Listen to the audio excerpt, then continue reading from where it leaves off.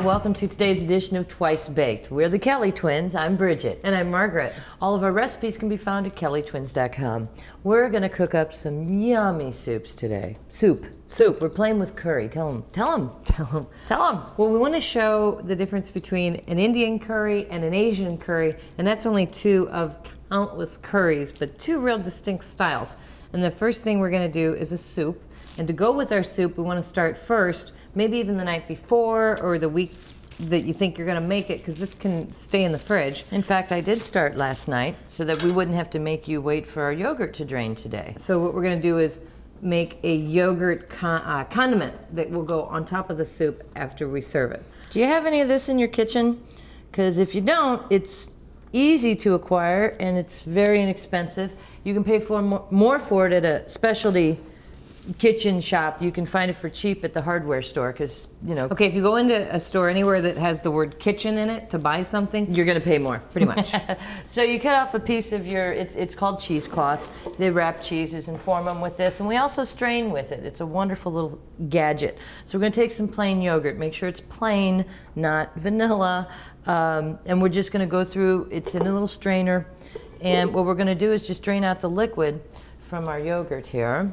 And this is what I did last night, because if it sits overnight, you're going to get a lot of liquid out and it's going to thicken up. Now, right? Are we using whole fat? Are we using whole fat or are we using low fat? What you can use low fat if you want. I don't worry too much about that. If you're counting calories, that's a great place to do it. But I like the whole, it's a whole milk yogurt. We are gluttons with absolutely no discipline. I like the richness, the fat that comes with that milk. It's yogurt, for heaven's sake. Also, it's not cream. Also consider that we're going to be putting it into a very lean soup, which is one of the things about curry, which is so nice, is it doesn't necessarily have to have a lot of fat. And she said a good point. The soup is going to, I mean, everything about this soup is good for you, and to add this little extra richness is yummy. Yogurt's very nutritious. Right. So I started with about 2 cups last night, and it's reduced down quite a bit, and this is what I have left, and see all that liquid that has come out of it. So now it's going to be, okay, I have a spoon, so I'll use it. See how much thicker that is? So we're going to have a dollop. It's dollopy. It is dollopy, and this is more the texture of a sour cream. And it is, oh, we're going to scrape that out. Okay, that's right. That's where you're going with that? Go ahead. Knock yourself out. I'm going to pick a snack. It might even like come out, it'll be so thick. Like, there you go. It has a light tartness to it, and it's going to just really enhance that soup, which we're going to make as soon as we come back on Twice Baked. Stay with us. See that? Like butter. Hey, you're still watching Twice Baked, and we promised you a soup. So we're going to be working with some curry flavoring today, and as Maggie says, there are different types, so we're going to talk about the different types. First, though, whenever you make soups, very commonly you find what we call our mirepoix, which is basically your diced carrot, celery, onion, and this is the base of so many soups and sauces all over the world. Stock, don't forget stock. So, curry. Yeah. And so, Now, to this carrot, celery, onion, we have a joiner today, and this is little butternut squash.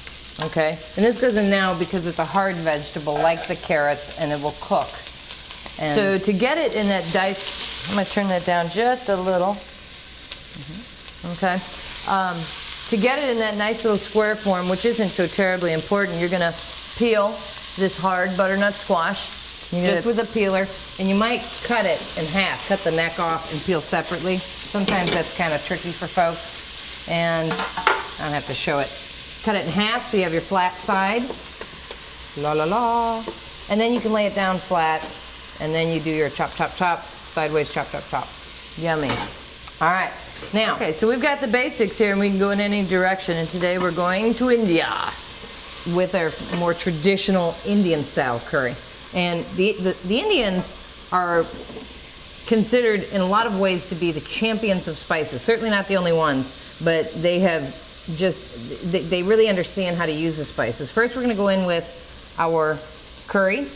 We have, that's a golden curry. A yellow powdered curry. If you see on a shelf a Madras curry, that's one of the favored ones. A little bit of, that was the cayenne. Red cayenne. Okay. Some powdered ginger, very different from the fresh ginger. We use fresh ginger on our Thai curry, but right here we're just going to use powdered ginger. Dill. Dill is really a fun addition here, and maybe a surprising one. You wouldn't expect to necessarily see that in a curry, but you wouldn't be surprised by it either.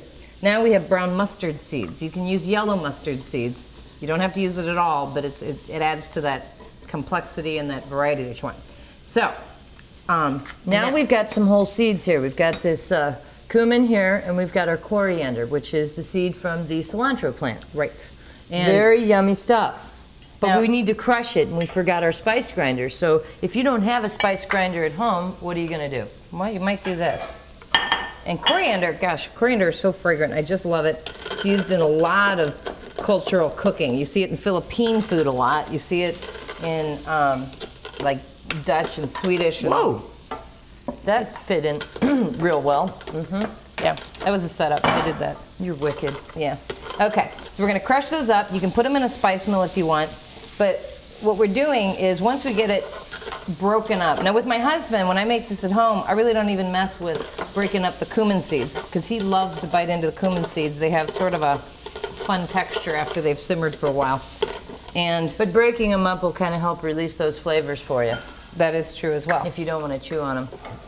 Yeah, I'm more of a ground spice person with the cumin, and he's more of a bite into a whole seed. So this is going to go in here too. Now we have a wonderful flavor profile going here. With a lot of spices. Now the original recipe for this soup had about 20 spices. We broke them down to 7. We have our curry, very fragrant, and now we've toasted them. This wet toasting with the oil, it's considered a wet toast. That helps to develop the flavor so that it can then be permeated into your soup. All we have left is the red lentils we're working with. These are a split bean legume, lots of protein. You don't saute those per se, you just get them in there, and then we're gonna add our vegetable broth. And you can buy this at the store, you can make your own, and frankly, you can do chicken stock, you can do beef stock, you can do anything like that, but this has become sort of a comfort food in our house. I'm already feeling comfortable. I love curry. Curry is so yummy. Now the thing about curries is you can buy them already mixed for you at the store, can't you, Maggie? Maggie? Oh no. Oh, she's gone into that brain of hers. I wonder what she's thinking. And me without my traveling hat. Oh, there it is. All right, let's go and see.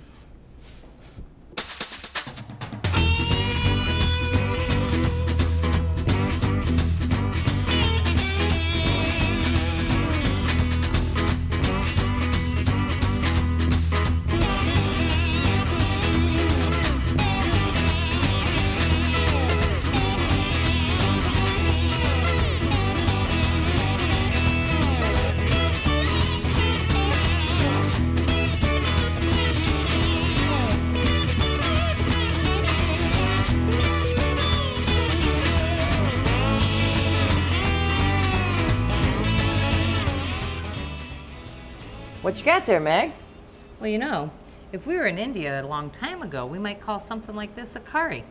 I'd call that a wok, but did you know we were right in the middle of making a curry? Precisely, this is where they started. In your brain? No, silly, in India, in a pan quite like this, known as a curry.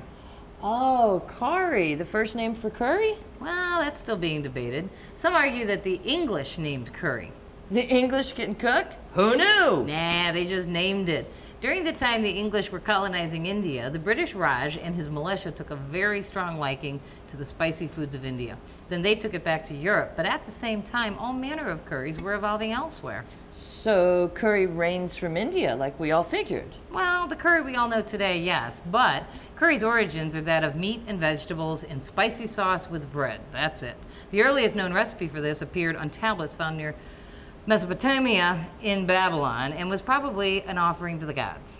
So what exactly is curry? Well, essentially it's a blend of spices and sometimes herbs. Maybe as few as 5, but sometimes as many as 40 different spices. The main agents tend to be ginger, garlic, onion, turmeric, chili, oil. You're making me hungry. I can't focus anymore. Well, it's a good thing we're having curry. Great, let's go make some.